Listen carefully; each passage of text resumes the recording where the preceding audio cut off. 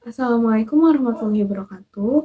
Perkenalkan, nama saya Destri Yondika dengan NIM C24012311051 dari kelompok 10. Pada kesempatan kali ini, saya akan menjelaskan dan menceritakan tentang praktikum yang telah saya jalani dengan materi analisis makanan ikan. Nah, yang pertama kita harus apa sih definisi dari makanan itu sendiri? Makanan adalah organisme, bahan, ataupun zat yang dimanfaatkan oleh ikan untuk menunjang kehidupan dan perkembangan organ tubuhnya, seperti saat ingin bereproduksi, uh, saat terjadi pertumbuhan, dan lain-lain sebagainya itu membutuhkan makanan. Nah, berdasarkan jenis makanannya, ikan dibagi dalam 3 kelompok besar, yaitu yang pertama ada herbivora, karnivora, dan omnivora. Nah, kenapa sih kita perlu mengetahui dan mempelajari kebiasaan dari makanan ikan? Karena saat kita tahu kebiasaan makanan ikan itu sendiri, kita dapat mengetahui kualitas dan kuantitas makanan yang dimakan ikan. Selanjutnya adalah urutan makanan. Yang pertama ada makanan utama, yang dimana makanan ini dimanfaatkan dalam jumlah yang besar. Kemudian ada makanan pelengkap, yaitu makanan yang ditemukan dalam pencernaan dengan jumlah yang sedikit. Dan ada makanan tambahan yang makanan yang jenisnya ditemukan dalam jumlah yang sangat sedikit. Nah, selanjutnya adalah apa sih tujuan kita dari melakukan praktikum ini? Tujuan dari melakukan praktikum ini itu yang pertama adalah untuk mengetahui jenis-jenis organisme yang menjadi makanan ikan, kemudian mengetahui waktu-waktu saat ikan waktu-waktu aktif makan dari ikan, dan mengetahui melihat potensi serta kecenderungan makanan dari ikan. Nah, jadi itu tadi kita terdapat 2 sampel lambung dan usus. Setelah itu mengeluarkan sampel, yaitu lambung yang masih menyatu dengan usus, kemudian dikeringkan dengan tisu, ditetep. Setelah itu dilakukan penimbangan beserta dengan usus-ususnya. Setelah dilakukan penimbangan, kemudian dicatat. Setelah itu pisahkan lambung dengan usus, kemudian timbang kembali lambungnya. Nah, setelah selesai ditimbang, kemudian dicatat,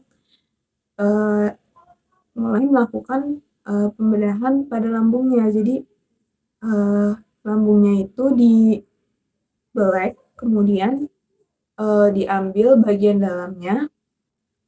Nah, setelah diambil, ditimbang lagi, kemudian setelah itu baru diburai. Nah,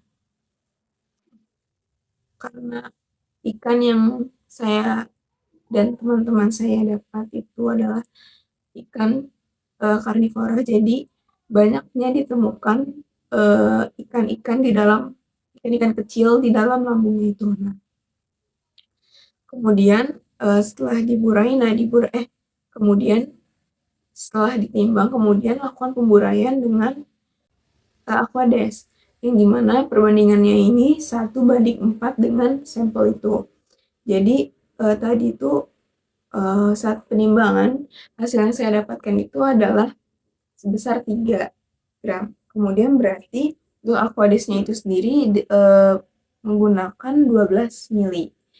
Nah, kemudian lakukan pemburaian, dan setelah itu siapkan kaca preparat, kemudian pipet sampel yang sudah diburai. Tapi sebelum itu pisahkan dulu ikan-ikan besar yang terlihat gitu, kayak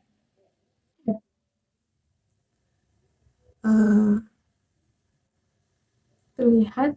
Setelah itu baru ambil bagian buraiannya menggunakan pipet, dan dalam kaca preparat itu ada 3 titik, 3 sampel. Jadi di titik pertama pipet 1 tetes, kemudian 1 tetes, dan 1 tetes lagi. Jadi ada itu untuk 3 kali pengulangan berarti dalam 1 preparat. Nah, setelah itu kan tadi sampel ada 2, berarti lakukan hal yang sama untuk sampel yang 1 lagi. Jadi ada 2 kaca preparat dengan 3 titik sampel itu. Berarti sudah ada 6 kali pengulangan.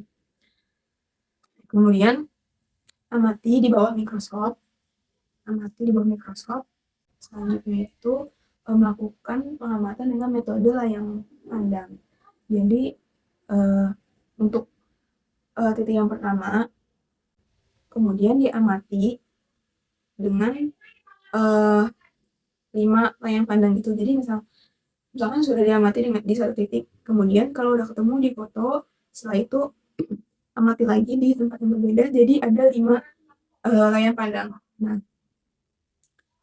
setelah itu kemudian ident sampel tersebut dan masukkan ke dalam data. Nah, setelah itu lakukan sebanyak 5